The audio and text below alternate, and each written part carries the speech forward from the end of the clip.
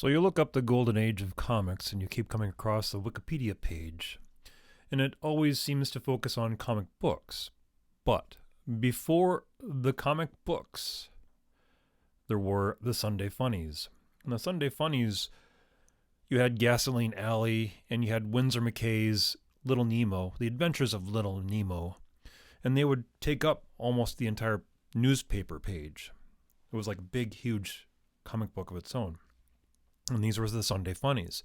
And so these same comic strips, they would have their dailies, which would run a concurrent story from week to week, month to month.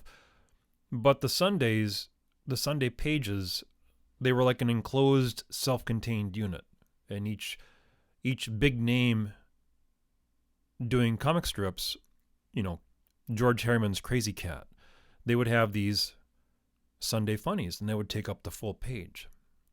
And they were massively intricate, and you had word balloons that were just filled with paragraphs of dialogue, or lavish colors and lavish illustrations. And these were very popular in the late 1910s, like 1919 into 1920s, all the way through into the latter half of the 1930s. And then, if you look at that, then you look at the golden age of comic books. The golden age of comic books, they take on after that. So it seems as if the real estate in newspapers for advertisers required more space.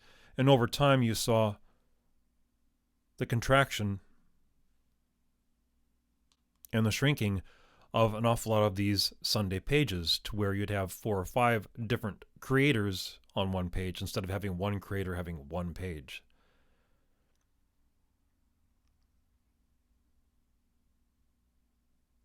And the reason I'm bringing this up is one of my earliest influences weren't in comic books, but they were 2 cartoonists. One was George Harriman. Digging an old box of some of my dad's old stuff, there was a collection of George Harriman's Crazy Cat, and I read that book until it was falling apart. And I still have the book. It's in bits and pieces, and it's been taped together, but I still have the book. And that was one of my major influences. If you wonder why I don't use, ellipses for the word balloons, and I don't bother with too much use of a straight edge, except for doing something like strict borders between panels, that would be one of the reasons why. It's just an early influence that's just ingrained itself into my head. The other influence is far more modern. It's Bill Watterson's Calvin and Hobbes.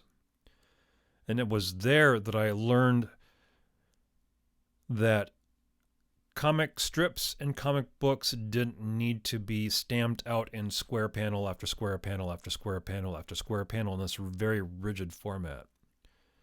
And so I took with that influence into my own illustrations and my own comic books as I evolved a certain style.